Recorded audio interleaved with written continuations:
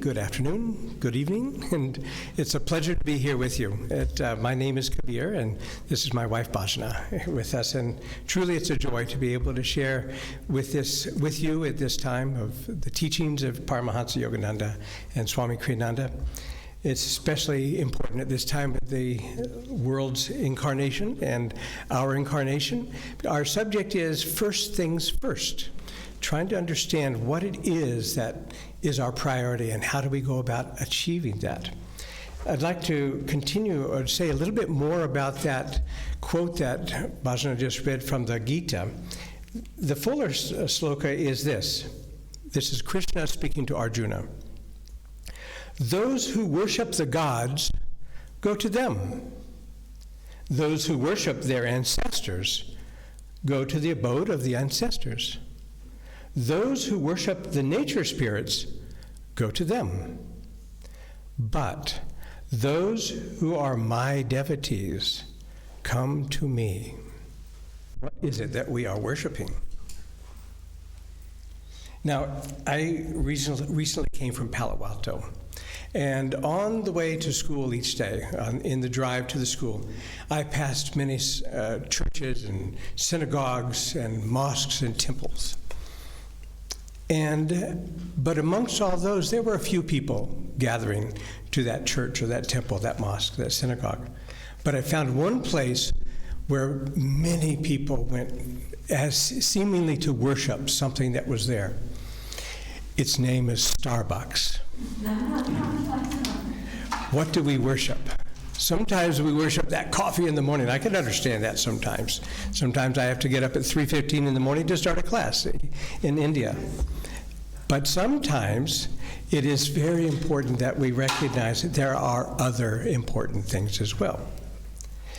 There's something that we all have in common, and that is that we are trying to avoid pain and to achieve lasting, true happiness in our lives. How we do that varies. Our level of understanding related to avoiding pain and finding happiness varies greatly. And in fact, that's the spiritual path.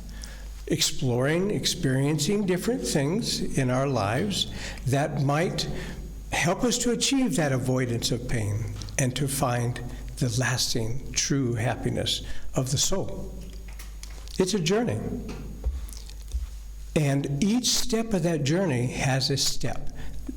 Each step, I should say, has a destination of one of those two aspects, to avoid pain, to find happiness.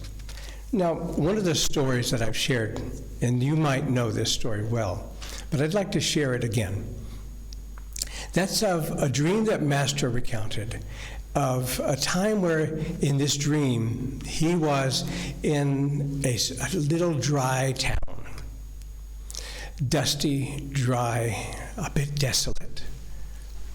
And he would walk and observe the people in the streets, and they would be dragging their feet, so tired, so unhappy, and discouraged. And then at some point, they would look upward, and they would see this next to them, this beautiful mountain, dry at the beginning, then becoming green, and then becoming lush, and at the top, a beautiful light. And they look up to the top, and they fill their hearts. The happiness that they are looking for is there. If only they could go. And they'd have this hope in their minds, in their hearts, for this second. And then this other thought would come in. Oh, but I'm too tired. Perhaps they would also think, it's too far. It's too hard. What if I get lost? What if I get lonely or hurt? These kind of thoughts come into all of us along the journey, keeping us from taking a step, that first step, or that second step, or the 10th step. Somewhere in that journey, some challenge comes to us, and we want to pull back. And we forget what the next step should be. And as we return, going back down that hill or stopping, that old pain comes back. And the lack and the discouragement starts to fill our hearts again. But in this vision, Yogananda went on to say that he too looked up and felt this wonderful joy and hope coming into his consciousness. And he too felt that thought coming, but it's so hard. I'm too tired. But he said to himself, at least I can take one step forward. And he lifted his foot and took a step. The first step, followed by the next step. Yogananda achieved full liberation. First step, followed by another first step, followed by another first step. Yogananda gave us a prayer that is very important. I will reason, I will act. But guide thou my reason, will, and activity to the right thing. I will reason, I will, I will act. Now this was very important to me at one point in my life. As I have said, we're all on that journey, trying to avoid the pain, trying to find that happiness. And I was at a point in my early 20s, about 22 years old, where I was becoming quite successful. I was still a student, but I already had a job as a counselor and working toward a therapist for children. And in New York State, had friends, had income, had money. And I was exploring, okay, that's my future. And I was avoiding the pain because I had enough income. I had the car, I had the things from the outward. I had recognition and some appreciation, sense of belonging to a group. Yet, I hadn't achieved that state of happiness that somehow kept drawing me. There's something more, there's something more. Could it be a bigger car? Could it be more money? Well, that's the typical thought, isn't it? We always all wish for 10% more income. That's what they say. But I wasn't sure what it was that I was looking for or how to achieve it. Well, I thought, well, maybe I'm going to do some karate. I'll get that energy moving and I'll build my muscles up and I'll look pretty darn good, I thought. 22-year-old, you know. So I went to a sort of an open house day at the college, the university that I was attending. And there was a black belt karate expert. He'd been sitting there about 6 or 7 hours that day answering questions. He was tired. He was slumped in his chair. And I thought, is that what I want to look like? And then I looked next to him. Next to him, there was a yogi, a man with a turban, and he had been practicing yoga all day long and talking with people. And he was sitting up in his chair nice and straight, and he had a smile on his face, and he was greeting people with joy and care. Karate? Yoga? Which one? And I wasn't conscious of this at the time, but I realized later that the thought was, which one shows me the way to happiness that I'm looking for? I went with the yoga. I took that step, that next first step, in the direction of the example that I was seeing. I did not know what yoga was about. I had no idea what gurus were about. Nothing. I grew up in a Methodist minister's home, and I had not heard anything about Eastern teachings and philosophy or practices, and yet the example was there. So I went to his class night after night after night, and I was starting to love it. And then one day he came to me and said, why don't you join us in the ashram? We have an ashram. So I went to the ashram and I said, yes, I'll join. So within a matter of a day or two, I shifted over. I had no experience with these things. Living in ashrams, as I've shared, I've just started to learn yoga. And yet, in one day, I shifted from not doing anything called sadhana to waking up at 3:30 every morning for a 2.5-hour intensive sadhana, and practicing very deep pranayamas and yoga postures for 10 minutes at a time.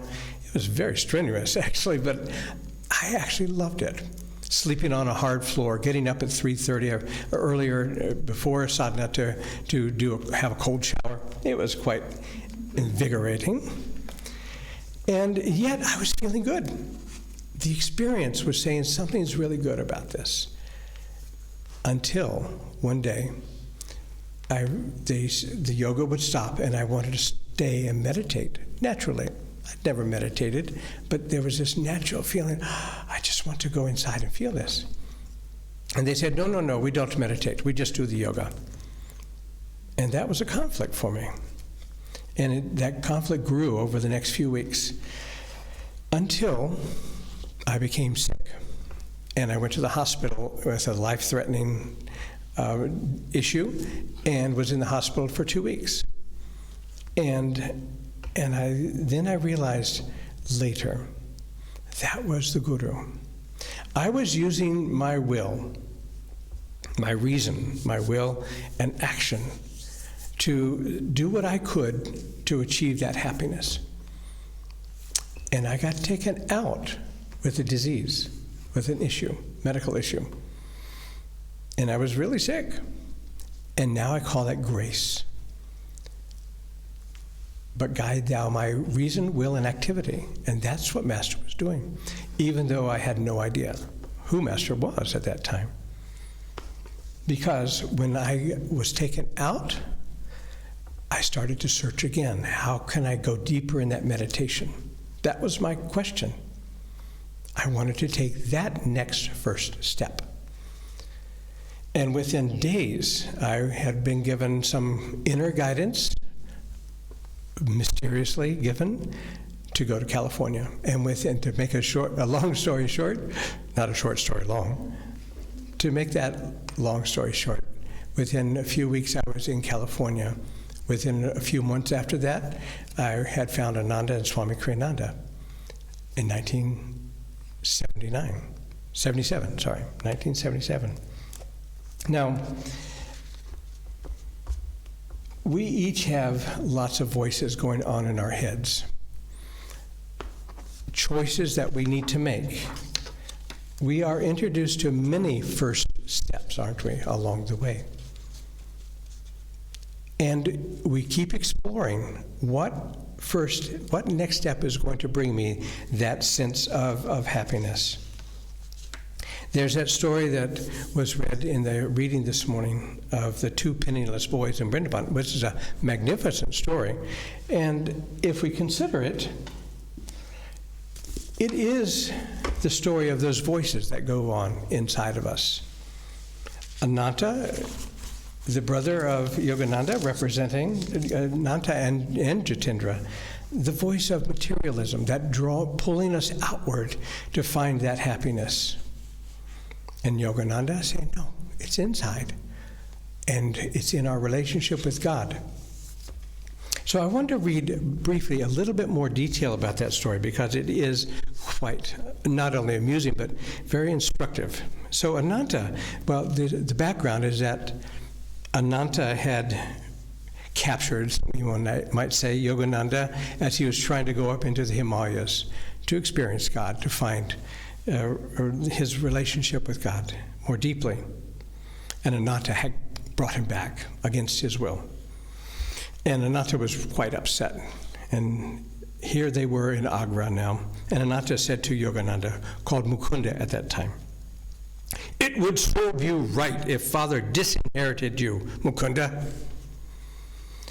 And Yogananda said, "You well know, Ananta, I seek my inheritance from the Heavenly Father." Ananta. Money first. God can come later. Who knows? Life may be too long. Yogananda. God first. Money is his slave. Who can tell? Life may be too short. Representing those two aspects of our mind and that consciousness that so often comes to us. Ananta shared, so you feel quite independent of Father's wealth? Yogananda, I'm conscious of my dependence on God. Said Ananta, suppose I suggest that your vaulted philosophy be put to a test in this tangible world. I would agree, said Yogananda. I propose, therefore, said Ananta, that I send you and your fellow friend Jitendra to the nearby city of Vrindavan. You must not take a single rupee. You must not beg either for food or money. You must not reveal your predicament to anyone. You must not go without your meals, and you must not be stranded in Vrindavan. If you return to my bungalow here before midnight tonight, without having broken any rule of this test, I shall be the most astonished man in Agra. I accept the challenge. My goodness. A half hour later, Jitendra and Yogananda were in possession of one-way tickets to Vrindavan. And Jitendra was willing to come, but sort of between the attitude of Yogananda and Ananta. And he said, Ananta, give me 1 or 2 rupees just as a safeguard. Then I can telegraph you just in case of misfortune. Jitendra, Yogananda said, I will not proceed with this test if you take money as final security. Jitendra said, well, there's something reassuring about the clink of coins. He said, I think we can all relate to that.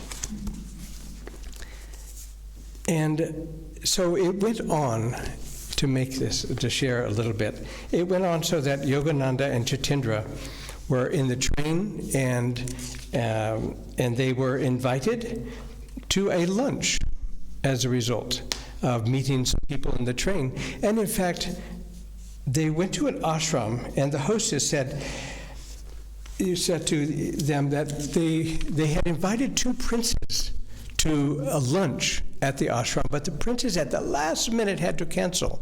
And would Yogananda and Jitendra please take the place of the princes in this ashram? And they were fed a most royal dinner. And Jitendra was so happy at the beginning, he started to cry.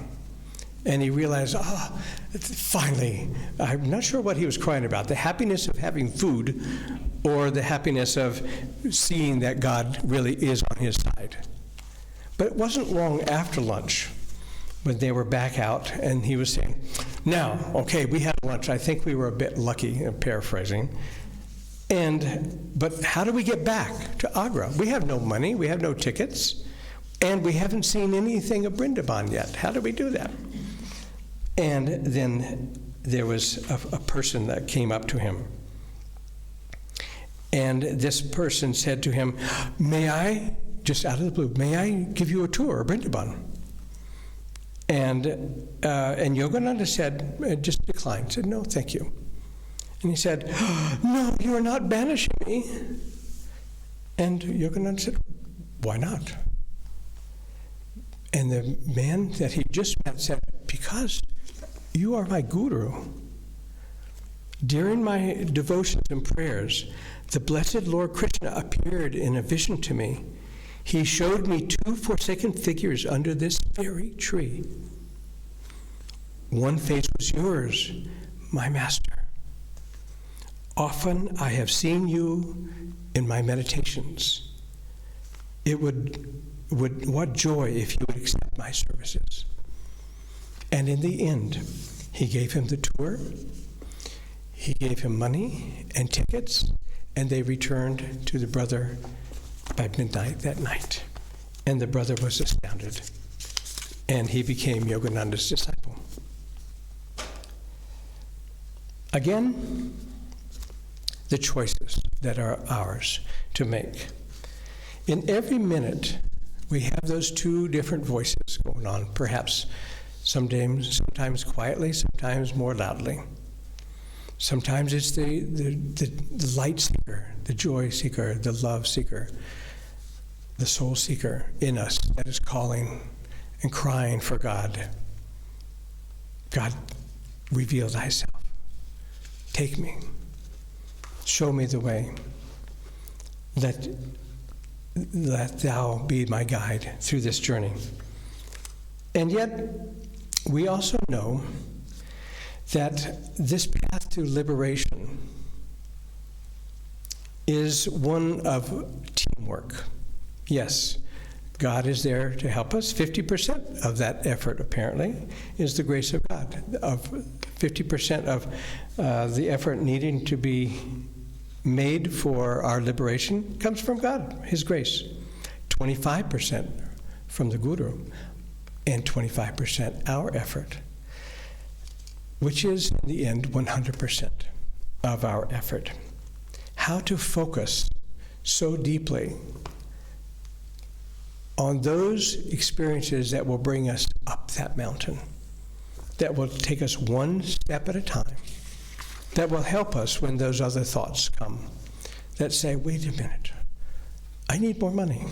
Wait a minute, I need more popularity. I need more. Those thoughts come. So what do we do that can give us the power and the insight, the strength? And what I'd like to share is this, 7 S's, very briefly, on the spiritual path. The first one, sadhana. Lahiri Mahashaya, and any time he was asked a question about an issue in life, a concern, he would say, meditate, meditate, meditate. Longer, deeper, thirsty, Guru-given meditation is the first S on the path.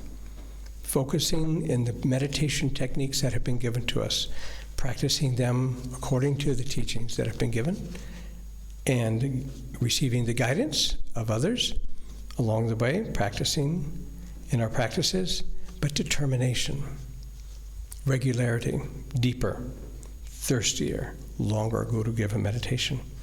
The second S, service. Master had said that if you want to attune to the Guru, serve his work. All of our attention is striving to be focused on God. Sadhana, service. Nishan karma, serving without the thought of reward or the fruits of the action. If we just simply ask, God, how do you want me to serve? It will be given. Because if we've said that prayer, I will reason, I will will, I will act, but guide thou my reason, will, and activity to the right thing. All we need to do is to ask. Singing, third S, chanting. Chanting starts with a C, so I had to say singing. Chanting is half the battle, we know.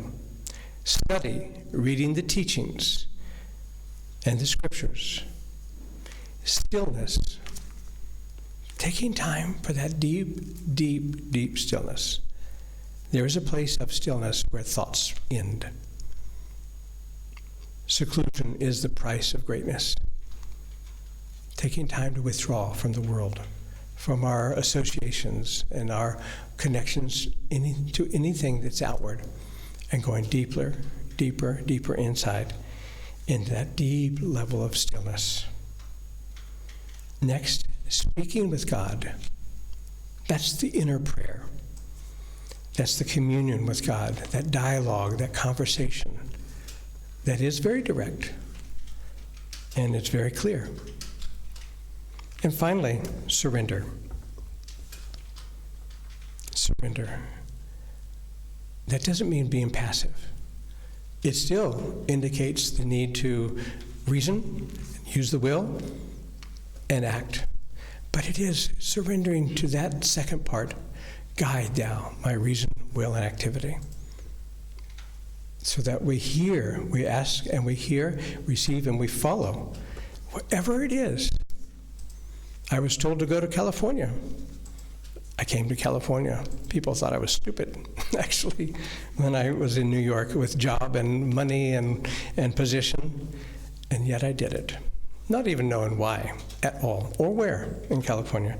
But somehow that attitude of surrender was present. At a new year back in the 1980s, Swami,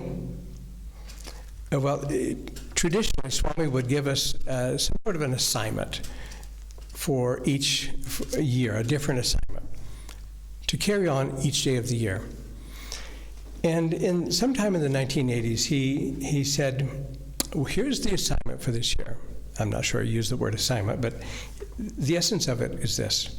He said, I would like everyone to practice the presence of God for 5 consecutive minutes each day. Whoa, is that all? 5 minutes? And it sounded so easy, didn't it? Doesn't it sound easy? Practicing the presence of God for 5 minutes, consecutive minutes each day. So here we go. Let's do it. Okay, I think I can do that right now. Okay, 5 minutes. About 30 seconds into it, my stomach is rumbling, or I'm thinking about work, or I'm thinking about other things that are drawing me outward. The mind was not still. The heart was not still. The vrittis were still moving around in my consciousness. I think I could get about 15 seconds, truthfully, the first time. It took all day to get that 5 minutes, 5 consecutive minutes. It's still a challenge to do that.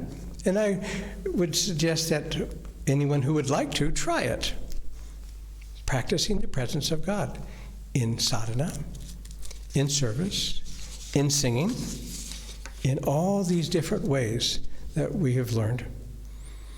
Focus completely with the devotion, with the love. And that love is where I would like to conclude. Because in the love is where we are finally liberated. In the consciousness of that oneness with God, it is absolute love. It is complete. It is everything that we are. And it has been said that Master would say, God has everything except for our love. He gives us free will to choose what to do with our consciousness, to focus outwardly on those things in the world that in our lila or in our misunderstanding or ignorance, we think might lead to happiness. But he also gives us the choice to come back to him with absolute, full, complete love. The first step in the final stages of liberation is to love absolutely, completely. Master had said, when you open your heart to me, and I will enter and take charge of your life. Open your heart to me, and I will enter and take charge of your life. That is a step that will come to each one of us. It will be the first step. It will be the next step. And it will be the final step. Om Shanti Shanti.